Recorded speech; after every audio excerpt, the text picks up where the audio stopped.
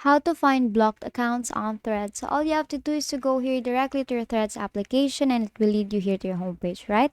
Now here on your homepage, you will see your feed area. Now you have to make sure that you have blocked an account first, right? So let's block this account and then tap on confirm block. So if you are blocking an account from Threads, then you will be blocking that account to your Instagram account too. So it's blocked on both Instagram and your Threads. So on the bottom part, you'll see your profile icon there. Tap on that and you will be redirected to your profile area.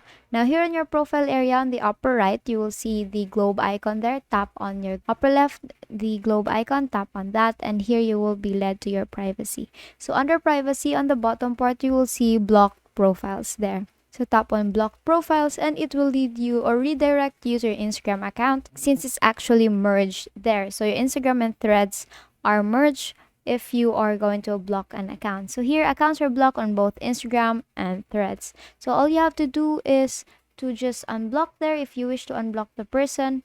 And basically that is how you find blocked accounts on Threads, and that is all for today. If this video helped you, please give us some thumbs up and subscribe to our YouTube channel for more tutorials. Thank you for watching.